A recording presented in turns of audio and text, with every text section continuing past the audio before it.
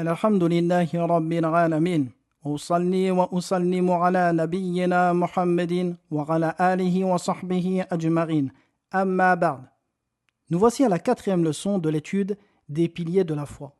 Dans la leçon précédente, nous avons commencé l'étude du premier pilier qui est la foi en Allah. Nous avons expliqué que la foi en Allah implique plusieurs choses. La première, le fait de croire en son existence.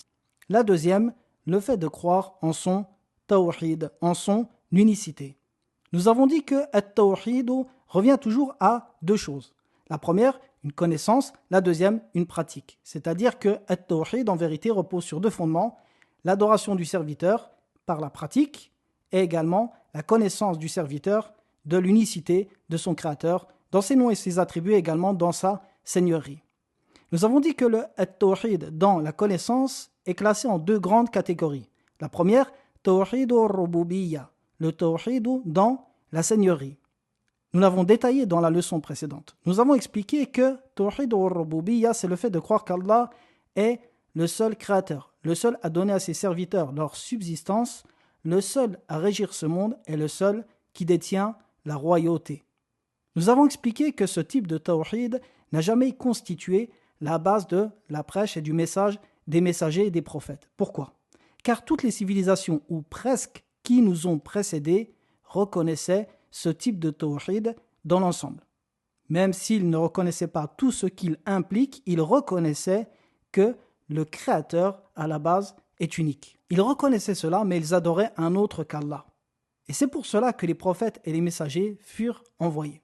Ils furent envoyés afin d'appeler les gens à l'adoration d'Allah uniquement, comme ils reconnaissaient que leur Créateur est unique. Et ce type de tawhid, le fait d'appeler les gens à l'adoration d'Allah, est tawhid al-ibada, que nous nommons également tawhid al-uluhiyya.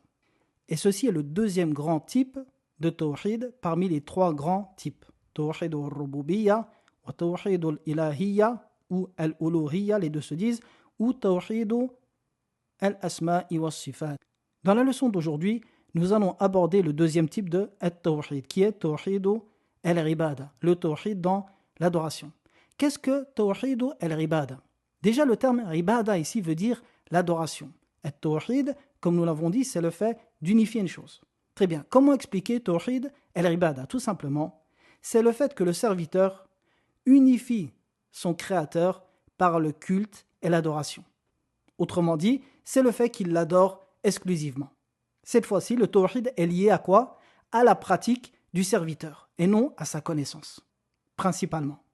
Tawhid al-uluhiyya, comme nous l'avons dit, a plusieurs noms. Parmi ceux-ci, tawhid al-qasdi wa talab, ou encore tawhid al-amr, ou encore tawhid al-fi'li al-amali. Mais le plus connu est tawhid al-uluhiyya ou tawhid al-ibada. Nous allons le traduire par le tawhid dans l'adoration. Sachez que tawhid al-ibada est le cœur du message prophétique. Plutôt, aucun prophète ou messager ne fut envoyé à un peuple si ce n'est pour rappeler à ce type de tawhid. Lorsque les peuples s'écartaient de l'adoration d'Allah ou commettaient du polythéisme, Allah leur envoyait des prophètes et des messagers afin de revivifier ce tawhid ou de les appeler à celui-ci. La preuve de cela est وَلَقَدْ بَعَثْنَا فِي كُلِّ أُمَّةٍ رَسُولًا أَنِ اعْبُدُوا اللَّهَ وَاجْتَنِبُوا الطَّاغُوتَ. Dans le sens de ce verset, nous avons envoyé dans chaque communauté un messager qui leur dit « Adorez Allah et écartez-vous du tarout ». Donc regardez ici, le message de ces messagers était « Adorez Allah », c'est-à-dire « Tawhid al-uluhiyya » et écartez-vous du tarout. Le tarout ici, c'est un terme qui englobe tout ce qui est adoré en dehors d'Allah. Donc le cœur du message des prophètes, de tous les prophètes, était l'adoration d'Allah et s'écarter du polythéisme.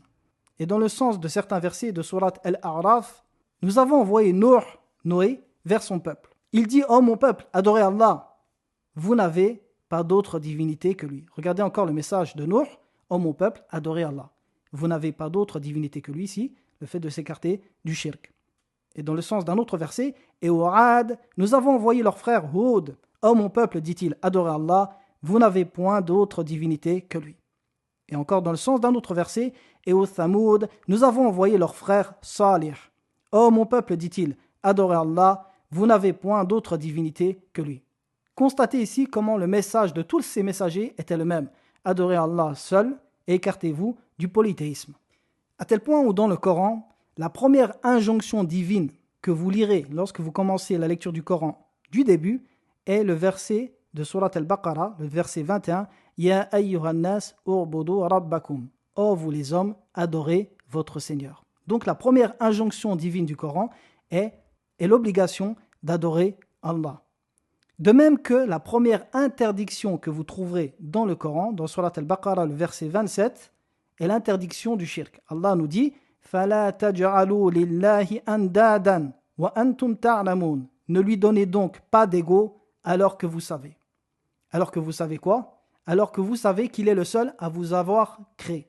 Ici, Allah les rappelle par le Tawhid al-Rububiyyah. Car comme nous l'avons expliqué dans la leçon précédente, Tawhid al-Rububiyyah n'a jamais constitué le cœur de la prêche des messagers. Seulement, Tawhid al-Rububiyyah est mentionné dans le Coran comme argument pour appeler les gens à l'adoration d'Allah seul.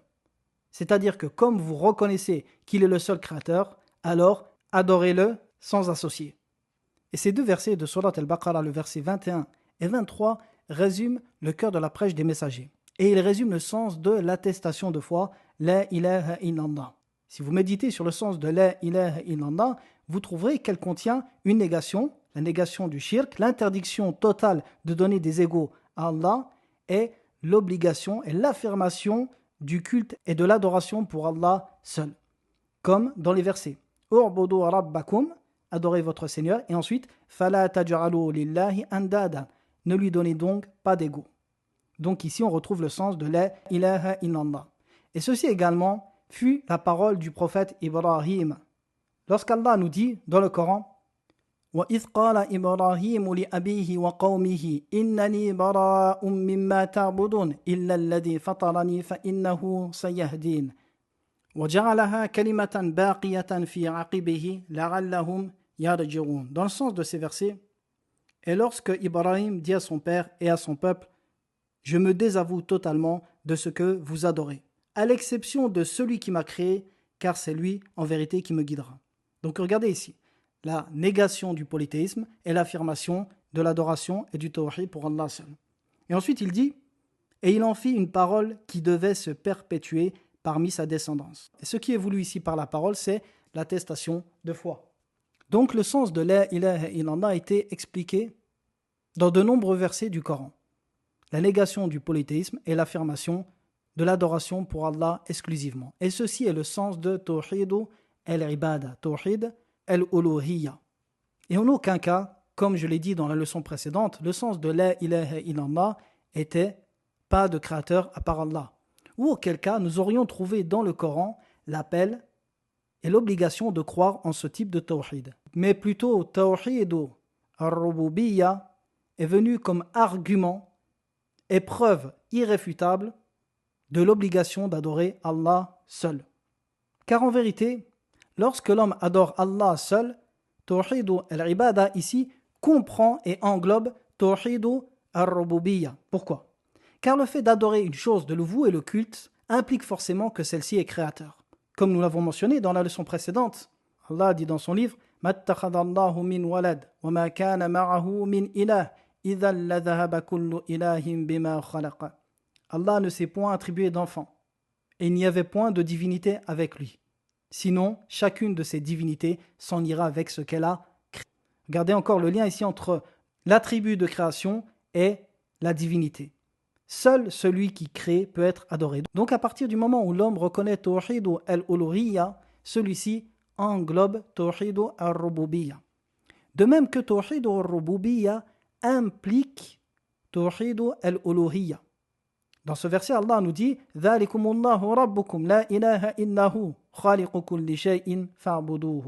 Voilà Allah votre Seigneur, point de divinité à part lui, créateur de toutes choses, adorez-le donc. Ici, Allah leur rappelle qu'Allah est le créateur de toutes choses. Et ensuite, il les appelle à son adoration. Il dit adorez-le donc. C'est-à-dire que, de même qu'il est l'unique dans sa seigneurie, eh bien, rendez-le unique dans son adoration. Quelqu'un peut se poser la question ici, pourquoi alors les gens donnaient des égaux à Allah? Pourquoi adoraient-ils un autre que lui? Eh bien, sachez que la majorité des peuples qui nous ont précédés et les peuples polythéistes de ce jour donnent des associés à Allah afin de rechercher l'intercession auprès de lui. Et ceci est la base du shirk dans les communautés. Allah nous dit dans son livre وَيَعْبُدُونَ مِن دُونِ اللَّهِ مَا لَا يَضُرُّهُمْ وَلَا يَنْفَعُهُمْ وَيَقُولُونَ هَؤُلَاءِ شُفَعَاؤُنَا عِندَ اللَّهِ. Ils adorent au lieu d'Allah ce qui ne peut ni leur nuire ni leur être profitable. Et disent, ceux-ci sont nos intercesseurs auprès d'Allah. Donc ils recherchaient, par l'adoration de ces choses, de ces morts ou de ces hommes, qu'ils intercèdent pour eux auprès d'Allah. Et ceci est le même polythéisme que le polythéisme des chrétiens, lorsqu'ils se confessent auprès du curé. De même que c'est le même polythéisme que le polythéisme des Arabes de l'époque. Ils sacrifiaient pour un autre qu'Allah en espérant que celui-ci intercède pour eux auprès d'Allah. Et tout ceci constitue du shirk. Tout ceci rend caduc ce type de tawhid. À partir du moment où cette personne commettrait cela, elle sortirait de l'islam en annulant ce type de tawhid. Allah dit dans son livre وَمَا يُؤْمِنُ أَكْثَرُهُمْ بِاللَّهِ إِلَّا وَهُمْ مُشْرِكُونَ. Et la plupart d'entre eux ne croient pas en Allah qu'en lui donnant des associés, dans le sens de ce verset. L'imam As-Sam'ani, qui est un grand imam du 5e siècle, dit dans son tafsir: comment est-il possible que la foi et le polythéisme soient réunis dans une seule et même personne? Par rapport à ce verset, Allah nous dit وَمَا يُؤْمِنُ أَكْثَرُهُمْ إِلَّا وَهُمْ مُشْرِكُونَ. Et la plupart d'entre eux ne croient pas en Allah qu'en lui donnant des associés. Ici, Allah a mentionné qu'ils avaient une part de croyance, mais qu'ils étaient également polythéistes. Donc, comment associer les deux ici? L'imam As-Sam'ani nous dit: les polythéistes de la Mecque, lorsqu'on leur disait « Qui vous a créé ?», ils disaient « Allah ». Et lorsqu'on leur disait « Qui vous donne votre subsistance ?», ils disaient « Allah ». Et lorsqu'on leur disait « Qui a créé les cieux et la terre ?», ils disaient « Allah ». Ensuite, après tout ça, ils adoraient les statues. Il fut rapporté la même parole du compagnon du prophète, Ibn Abbas, radiyallahu anhu. Donc le shirk, le polythéisme, c'est le fait de donner à Allah un égal dans ce qui lui est spécifique. Qu'est-ce qui est spécifique à Allah? C'est son tawhid. Donc, à partir du moment où vous donnez à Allah un égal, dans un des types du tawhid, vous lui avez donné un associé et vous avez commis du polythéisme. En l'occurrence, ici, le shirk qui était le plus présent et le plus répandu dans les communautés est le shirk dans l'adoration, comme nous l'avons vu. Pourquoi? Car la plupart des polythéistes reconnaissaient l'existence et l'unicité du Créateur. Seulement, ils lui donnaient des associés dans Tawhid al-Uluhiyya. Même si on peut trouver du shirk dans chacun des types de Tawhid. Pourquoi? Car la définition du shirk, dans son essence, c'est An taj'ala lillahi niddan wa huwa khalaqak. C'est le fait que tu donnes à Allah un égal alors que c'est lui qui t'a créé. Donc à partir du moment où vous donnez à Allah un égal dans une de ses spécificités, dans son unicité, que ce soit dans Rububiyya ou dans ses noms et ses attributs ou dans son adoration, vous avez commis du shirk qui détruit votre tawhid et qui fait de vous un polythéiste. Très bien. Pour mieux comprendre le shirk dans Tawhid al-Uluhiyya, il faut comprendre le sens de al-Ibada. Al-Ibada que nous traduisons par l'adoration. L'adoration, sachez que c'est un terme général qui englobe tous les actes et toutes les paroles apparentes et cachées qu'Allah aime et agrée. C'est un terme général qui englobe tous les actes et paroles apparentes ou cachées qu'Allah aime et agrée. Ceci est le sens général de al-Ibada, de l'adoration. Quand on dit caché ici, ce qu'on veut, c'est les actes du cœur, comme l'amour, la crainte, l'espoir. Et apparente, les actes du corps, comme la prière, le pèlerinage, et ainsi de suite.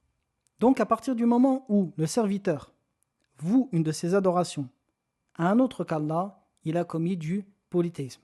Et lorsque je dis adoration ici, je veux ce qui ne peut exister qu'en tant que tel, qu'en tant qu'adoration, comme la prière, le jeûne, la zakat, le pèlerinage, la lecture du Coran, les invocations, la crainte révérentielle.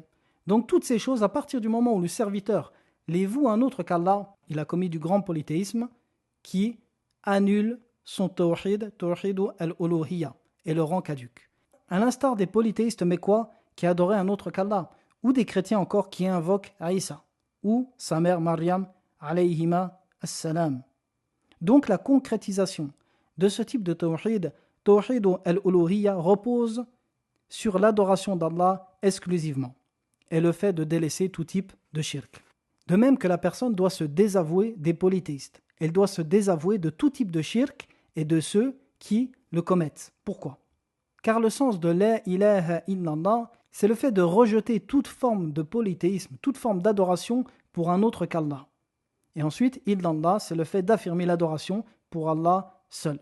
Donc, pour concrétiser Tawhid al-Ibada, il faut absolument mécroire en tout ce qui est adoré en dehors d'Allah. Allah dit dans son livre فَمَنْ يَكْفُرْ بِالطَّاغُوتِ وَيُؤْمِنْ بِاللَّهِ فَقَدِ اسْتَمْسَكَ بِالْعُرْوَةِ الْوُثْقَى لَا انْفِصَامَ لَهَا. Dans le sens, quiconque mécroit au Tarout, c'est-à-dire tout ce qui est adoré en dehors d'Allah, tandis qu'il croit en Allah, saisit l'anse la plus solide qui ne peut se briser. Mohammed Amen al-Jami, le grand savant, rahimahullah, disait en parlant de ce verset que ce verset est la meilleure explication de la ilaha illallah. Quiconque mécroit au Tarout, la ilaha, tandis qu'il croit en Allah, illallah. Donc imaginez ici une personne qui adorerait Allah. Il prierait pour lui, il jeûnerait pour lui, il ferait le hajj pour lui. Seulement, cette personne tolère et agrée le culte des polythéistes. Il tolère et il agrée que les chrétiens invoquent Isa. Il agrée qu'une personne égorge pour un mort. Est-ce que cette personne aurait concrétisé Tawhid al-Uluhiyya? Eh bien évidemment non. Pourquoi? Car cette personne n'a pas mis en pratique la ilaha illallah. À partir du moment où elle a la conviction qu'un autre qu'Allah peut être adoré, elle n'a pas mis en pratique la ilaha illallah, de même qu'elle n'a pas concrétisé l'unicité du Seigneur dans son adoration. Donc, la concrétisation de ce tawhid, tawhid al-uluhiyya, repose entièrement sur l'adoration d'Allah seul, le délaissement total du shirk et le désaveu absolu des polythéistes. Et de là, on remarque la dangerosité de l'appel au rassemblement des religions, qui consiste à agréer les autres religions sous leur forme falsifiée et leur forme polythéiste. Quiconque croirait en cela contredirait le Coran et contredirait le sens de la ilaha illallah. Plus que accepter cela, c'est accepter le culte polythéiste des chrétiens et des juifs. Et accepter cela contredit le sens de la ilaha illallah et contredit Tawhid al-Uluhiyya. Donc voici un résumé bref sur Tawhid al-Ibada. Je vous dis à très bientôt pour la prochaine leçon.